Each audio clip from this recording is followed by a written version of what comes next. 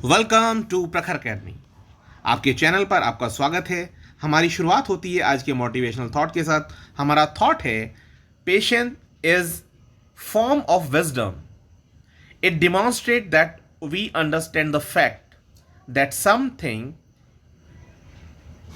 Sometimes things must unfold in their own time. यानी कुछ चीज़ें जो हैं वो होने में समय लेती है। जब हम इस बात को समझ लेते हैं या इस बात का धैर्य रखते हैं तो हम देखते हैं कि कितनी आसानी से हम अपने गोल को अचीव भी कर लेते हैं और पता भी नहीं लगता। देखिए, ये अधीरता जो है, जब हमको ये लगता है यार टाइम बहुत लग रहा है, वक्त लग रहा है, तो देखते हैं कि यार एक डिप्रेशन शुरू हो जाता है या एक एंजाइटी अटैक आने लगता है। ऐसा लगता है कि जैसे सब छूट जाएगा, लेकिन ऐसा नहीं है।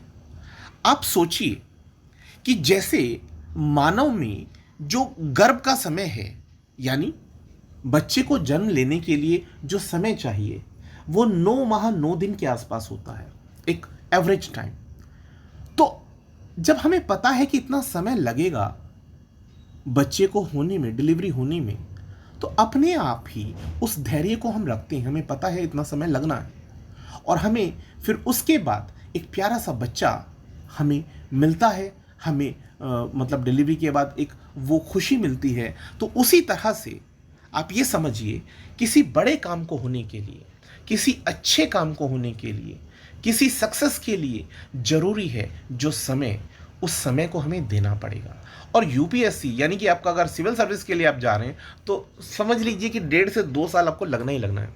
कि अगर आपने ग्रेजुएशन लेवल से स्टार्ट नहीं किया था तो आपको 1.5 से 2 साल उसके बाद भी लगेगा। ठीक है, चलिए इसी थीम के साथ हम आगे बढ़ते हैं।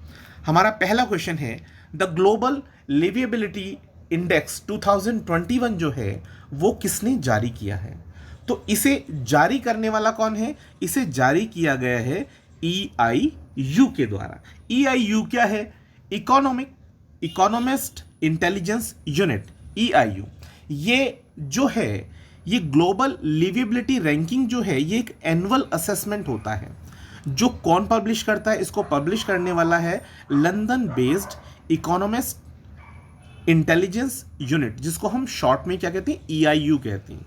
तो EIU के द्वारा क्या किया गया है, 140 जो सिटीज़ हैं, ग्लोबल सिटीज़, तो उनको सेलेक्ट किया गया। और उनको सेलेक्ट किस बेसिस पर किया गया या किस बेसिस पर असेसमेंट हुआ है? स्टेबिलिटी के बेसिस पर, हेल्थ केयर के बेसिस पर, कल्चर के बेसिस पर, वहाँ का एनवायरनमेंट कैसा है, एजुकेशन किस तरह की है, इंफ्रास्ट्रक्चर कैसा है। तो इन सब बातों को ध्यान में रखते हुए हमने क्या किया, एक रैंकिंग डेवलप की।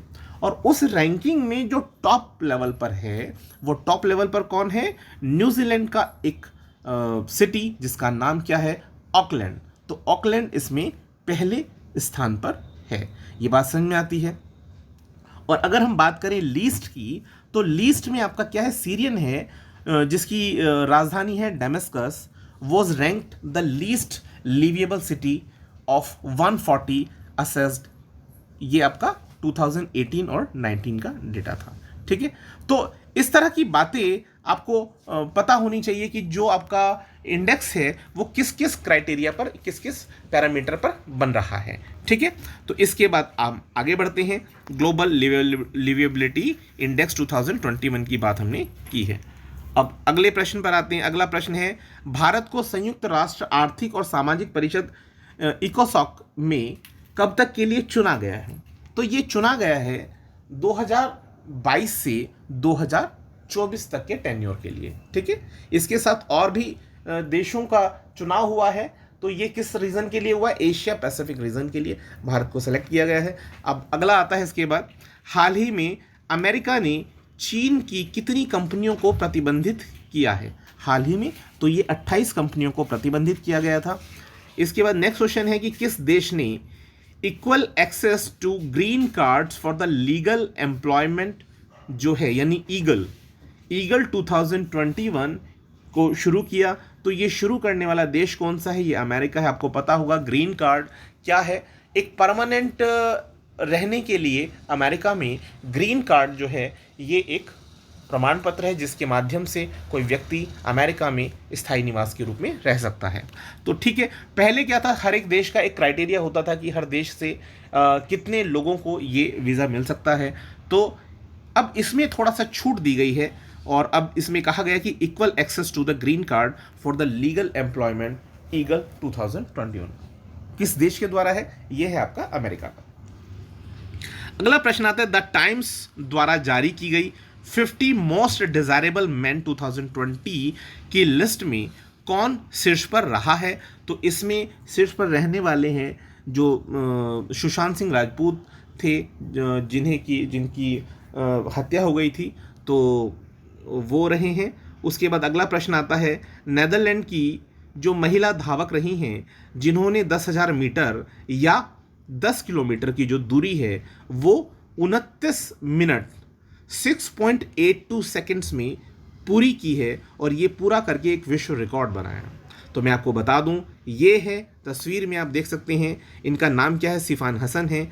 और सिफान हसन ने क्या किया, एक रिकॉर्ड ब्रेक किया है अल्माज आयाना का, जिन्होंने 29 मिनट 17 सेकंड में रिकॉर्ड पूरा किया था। ठीक है, तो इस रिकॉर्ड को तोड़ करके, इसको ब्रेक करके अब कौन बन गई हैं? ये नया रिकॉर्ड बन गया है नेदरलैंड की महिला धावक, जिनका नाम क्या है? इनका नाम है सिफान हसन।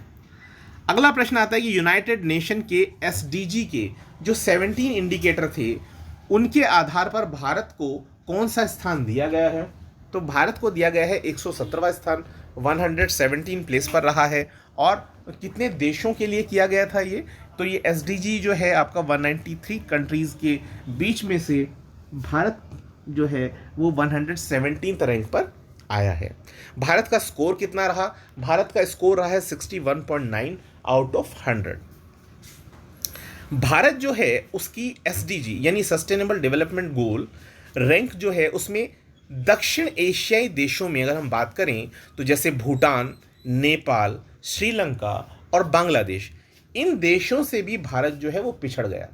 अच्छा, पिछड़ने का रीज़न क्या रहा है? पिछड़ने का रीज़न रहा है कि हमारी पॉपुलेशन ज़्यादा है और ज़्यादा पॉपुलेशन होने के कारण अभी जो ये कोरोना काल रहा तो उसमें वही भुखमरी को मिटाने के लिए या इस तरह की जो स्कीम्स चलाई गई हैं, तो जिसके चलते क्या है कि भारत का रैंकिंग जो है वो डाउन रहा है।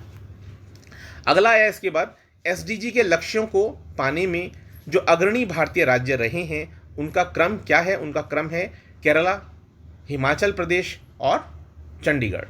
और अगर बात करें कि कौन पीछे रह गया SDG इंडेक्स को प्राप्त करने में, तो इसमें आते हैं आपके झारखंड और बिहार।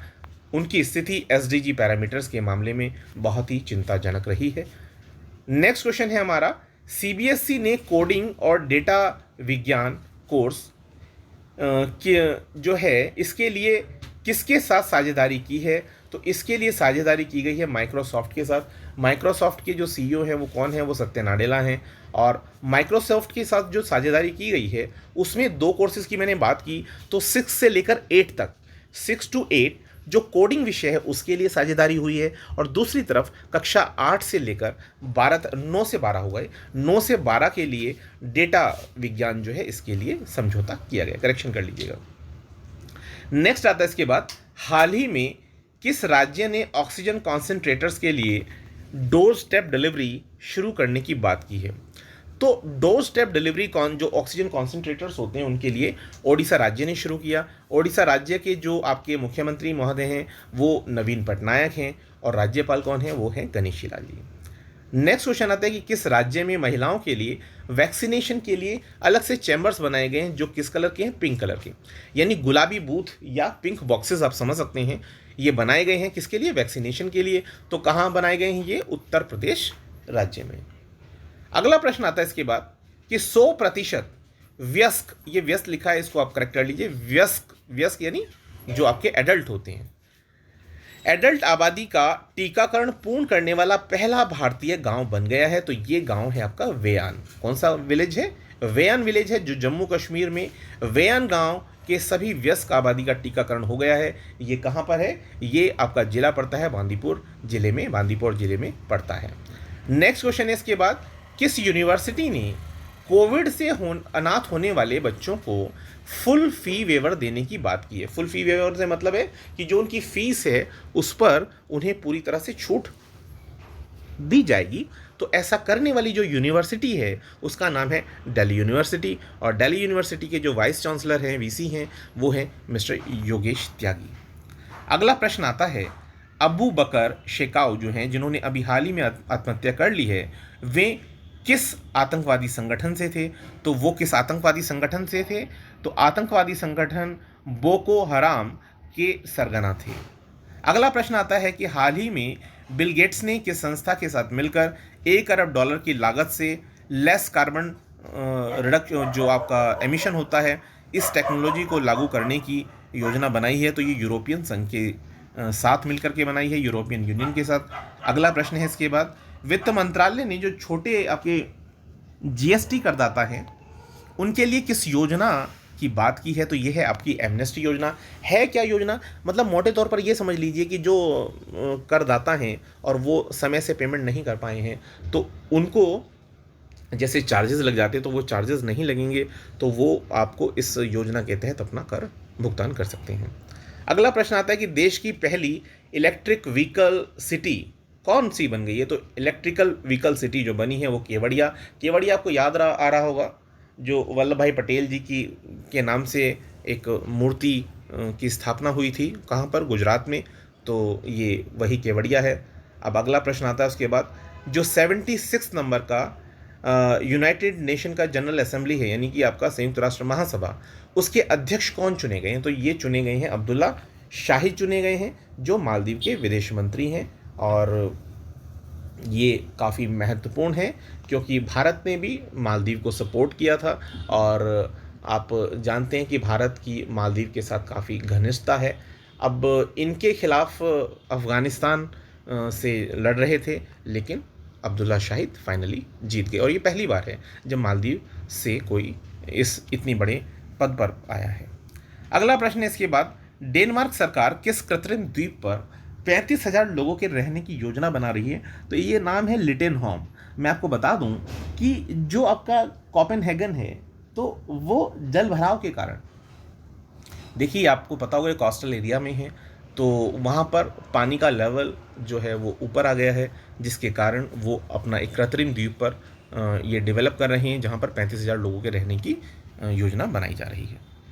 अगला प्रश्न है कि राष्ट्रीय फिल्म पुरस्कार में किस राज्य की वाटर बरियल फिल्म को सर्वश्रेष्ठ पुरस्कार से प्रदान किया गया? तो ये अरुणाचल प्रदेश है। इसकी कैपिटल ईटानगर है, और मुख्यमंत्री पेमा खांडू, राज्यपाल ब्रिगेडियर बीडी मिश्रा हैं।